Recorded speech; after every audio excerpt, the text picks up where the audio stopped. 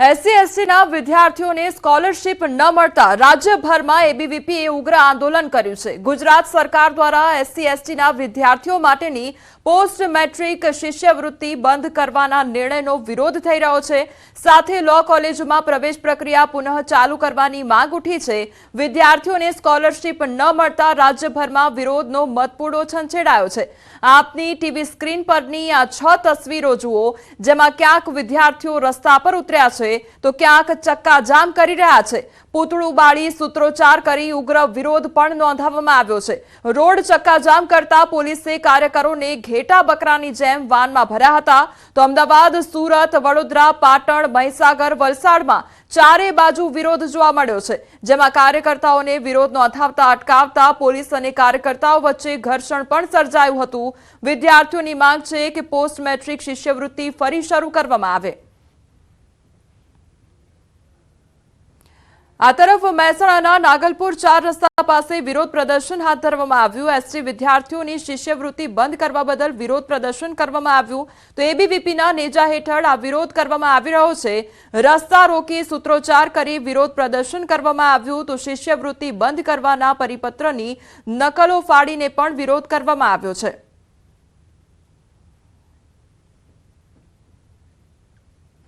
હવે નર્સ ભરતી કૌભાંડનો મામલો સામે આવ્યો છે, જેમાં આરોગ્ય વિભાગની બેઠક પૂર્ણ થઈ છે। જીટીયુના વીસીએ રિપોર્ટ રજૂ કર્યો છે। આરોગ્ય મંત્રી ઋષિકેશ પટેલનું નિવેદન સામે આવ્યું છે। વિદ્યાર્થીઓના હિતમાં નિર્ણય લેવામાં આવશે, વિદ્યાર્થીઓને અન્યાય નહીં થાય તે પ્રકારની વાત કરવામાં આવી છે। વિદ્યાર્થીઓના હિતમાં જે પણ કોઈ નિર્ણય લેવાનો હશે એ ચોક્કસ લઈશું, જેથી કરી જે મેરિટોરિયસ સ્ટુડન્ટ હશે એમને ક્યાંય અન્યાય નહીં થાય।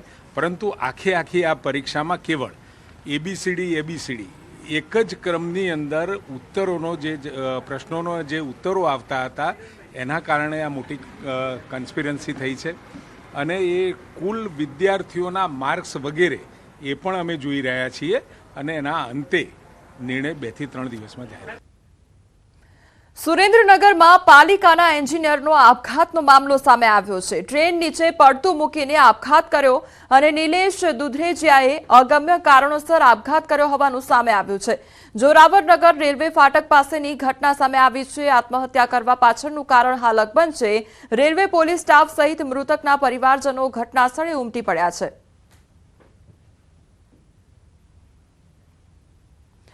અમદાવાદમાં 3 સંતાનો સાથે પરિણીતાએ ઝેરી દવા પી લીધી અને દવા પીધા બાદ માતા અને પુત્રનું મોત નીપજ્યું છે।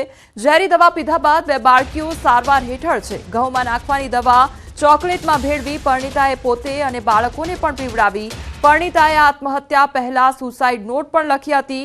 સુસાઇડ નોટમાં મોત માટે કોઈને જવાબદાર નથી ગણાવ્યા। પતિના હાથે સિંદૂર ન પૂરતા તેવું લખી કર્યું કે મોત વહાલું। અને ઓઢવ પોલીસે પુત્રની હત્યા બદલ મૃતક માતા વિરુદ્ધ ફરિયાદ નોંધી। તો પરિણીતાના આત્મહત્યા પાછળના કારણ અંગે પોલીસે તપાસ હાથ ધરી છે। અમદાવાદમાં 3 તલાકનો કિસ્સો સામે આવ્યો છે। પતિએ ફોન પર તલાક આપી દીધા અને પરિણીતા ત્રાસ આપી દહેજની માંગણી કરી। તો પતિ અને સાસરિયા વિરુદ્ધ ફરિયાદ નોંધવામાં આવી છે। તો અમદાવાદની આ ઘટના કે જ્યાં પરિણીતા દ્વારા ત્રાસ આપી દહેજની માંગણી કરવામાં આવી રહી હતી, તો પતિ અને સાસરિયા વિરુદ્ધ ફરિયાદ પણ નોંધવામાં આવી હતી। સુરતના મોટા વરાછામાં હિટ એન્ડ રનની ઘટનાને અંજામ આપનાર આરોપીની પોલીસે ધરપકડ કરી લીધી છે। અબરામાં 4 રસ્તા પર થાર કાર ચાલકે 2 બાઇક સવારને અડફેટે લીધી હતી, જેમાં એક મહિલા અને બાળકી ઇજાગ્રસ્ત થયા હતા। અકસ્માત બાદ થાર ચાલક નિમેશ પાનસુરિયા ફરાર થઈ ગયા હતા। પોલીસે આરોપીની ધરપકડ કરી વધુ કાર્યવાહી હાથ ધરી છે। ફટાકડા લેવા જતો હતો તો ઘોડા ઉપર અચાનક લેડીઝ આવી ગઈ હતી। પહેલાં એને અડી ગઈ એટલે ઊંઘો મારી પાસે આવીને કાચમાં ટક્કર માંડી એટલે ઊંઘો રહી ગયો એટલે મેં રિવર્સ લીધી। બીજા એક 2 વ્હીલવાળા લડી ગઈ એટલે પછી ત્યાંથી ઉયો ગયો ડાયરેક્ટ ફામી ફટાકડા લેવા નથી। દાહોદમાં હિટ એન્ડ રનનો મામલો સામે આવ્યો છે। આચાર્ય અને સંઘના મહંતોએ અન્નજળ ત્યાગ કર્યો છે। આરોપીઓને તાત્કાલિક પકડી લેવા માટે માંગ કરવામાં આવી છે। જૈન સાધ્વી અને શ્રાવકના મોત થયા હતા। તો અજાણ્યા વાહન ચાલકે અકસ્માત સર્જ્યો હતો। પોલીસની ટીમ તપાસમાં જોડાઈ ગઈ છે। कि हमें निकलते निकलते ये सारी शिकायत लेकर के ही जाना पड़े। कि हम गलत जगह पहुंच गए।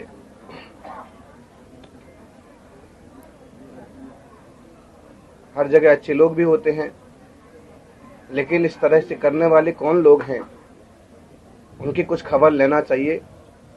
और जब तक ये केस नहीं खुल जाता है, सामने वाला व्यक्ति पकड़ में नहीं आता है, तब तक के लिए हमारे अन्न जल का त्याग है। લીમખેડાથી દાહોદ રોડ ઉપર એક જૈન સાધ્વીજી તેમના શ્રાવક સાથે આવી રહ્યા હતા તે વખતે કોઈ અજાણ્યું વ્હીકલ જે લગભગ બોલેરો ગાડી જેવું હતું તેણે ટક્કર મારી બંનેનું મૃત્યુ નિપજાવેલ છે અને આગળની કાર્યવાહી ચાલુ છે।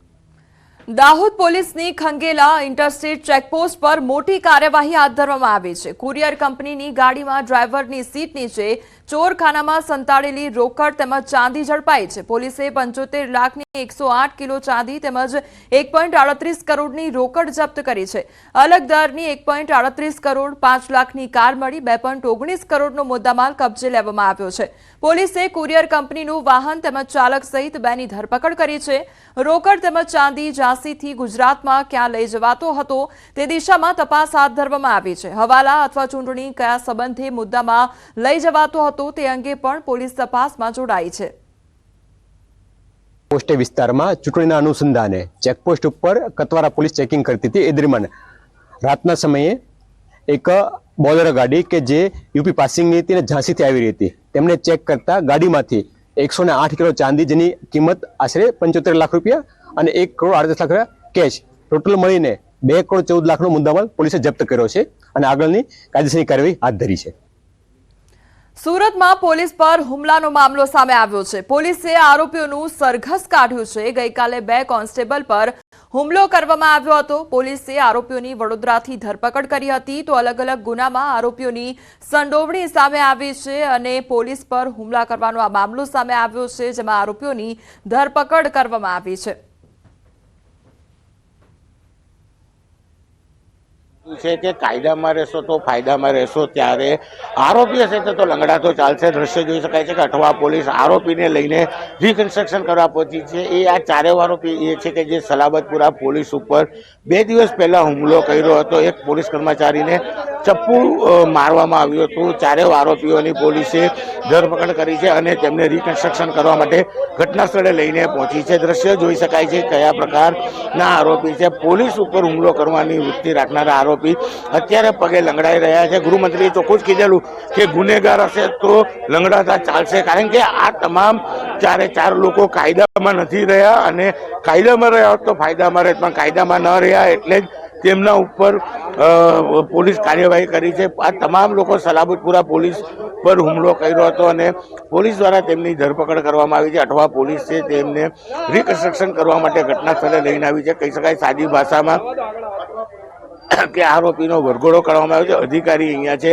આપણે અધિકારી સાથે વાત કરવાનો પ્રયાસ કરીશું, કારણ કે શું કેવું છે। જે પ્રકારે આરોપી છે, આરોપી પગે લંગડાતા જોવા મળી રહ્યા છે, ત્યારે અધિકારી સાથે બી આપણે પૂછીશું શું ઘટનાક્રમ રહ્યો હતો, કારણ કે આ તમામ લોકો છે તેમને પોલીસ ઉપર હુમલો કર્યો હતો। ત્યારે ચોક્કસપણે અધિકારી બી અહીંયા છે, આપણે અધિકારી સાથે વાત કરીશું। બિલકુલ 4 આરોપી ધરપકડ થઈ ગઈ છે। તો 4 આરોપી છે પોલીસ પર હુમલો કર્યો હતો અને અત્યારે લંગડાતા ચાલે છે। આરોપીઓએ પોલીસ ઉપર જે એસોલ્ટ કરેલું એ બાબતે આરોપીઓની પૂછપરછ દરમિયાન આરોપીએ જે ગલીમાં પોલીસ ઉપર એસોલ્ટ કરેલ એ જગ્યા બતાવવા માંગતા હોય તેઓનું રિકન્સ્ટ્રક્શન પંચનામા માટે ગુનાવાળી જગ્યા ઉપર લઈને આવેલું છે અને પોતે સામેથી બતાવે છે કે આ જગ્યાએ અમે આવી રીતે પોલીસ ઉપર એસોલ્ટ કરેલું। બિલકુલ અઠવા પોલીસ આરોપીઓને લઈને રિકન્સ્ટ્રક્શન કરવા પહોંચી છે, કારણ કે આ એ જ આરોપી છે જે સલાબતપુરા પોલીસ સ્ટેશનના 2 પોલીસ કર્મચારીઓ પર એસોલ્ટ કર્યો હતો। એક પોલીસ કર્મચારી પર ચપ્પુ વડે હુમલો કર્યો છે। એટલે કે ગુજરાતના ગૃહમંત્રીએ કીધેલું કાયદામાં રહેશો તો જ ફાયદામાં રહેશો અને જો કાયદાની બહાર જશો તો આરોપીઓએ લંગડાતા ચાલવું પડશે। એ ફરી એક વખત સુરત પોલીસે સાબિત કરી બતાવ્યું છે। કીર્તેશ પટેલ, ન્યૂઝ 18 ગુજરાતી, સુરત। અમદાવાદના મકરબામાં કેન્ટીનમાં તોડફોડ બાદ આગ લગાડવાના કેસમાં નવો વળાંક સામે આવ્યો છે। ઇન્દ્રપ્રસ્થ બિઝનેસ પાર્કમાં આવેલ કેન્ટીનમાં તોડફોડ કરનારા 2 શખ્સો ઇકો કારમાં મોઢે રૂમાલ બાંધીને આવ્યા હતા। સીસીટીવીમાં જોઈ શકાય છે કે બે બુકાનીધારી શખ્સો કેન્ટીનમાં ઘૂસી તોડફોડ કરી રહ્યા છે, જે બાદ આગ લગાડવામાં આવી હતી. સરખેજ પોલીસે સીસીટીવી ફૂટેજના આધારે ફરિયાદ નોંધી વધુ તપાસ હાથ ધરી છે. પ્રાથમિક તપાસમાં સામે આવ્યું છે કે આગ લગાડવા આવેલા ઈસમો પહેલાથી જ પ્લાસ્ટિકના કેનમાં જલદ પ્રવાહી લાવ્યા હતા. એટલું જ નહીં પણ પહેલા ટીવી અને ટેબલમાં તોડફોડ કરી નુકસાન પહોંચાડ્યું, બાદમાં આગ લગાડી હતી અને હાલ પોલીસે અલગ અલગ થિયરી આધારે શખ્સોને ઓળખી ઝડપી લેવા માટે ચક્રો ગતિમાન કર્યા છે. સાંજના 2 જણા બુકાનીધારી આવ્યા હતા, એક ઇકો કાર લઈને, અને હાથમાં એક પીળા કલરનું કેન હતું. પહેલાં આવીને એમને ધોકાથી તોડફોડ કરી અને પછી જે કેમિકલ હતું એ જમીન ઉપર રેડી અને પછી આગ લગાડી દીધી.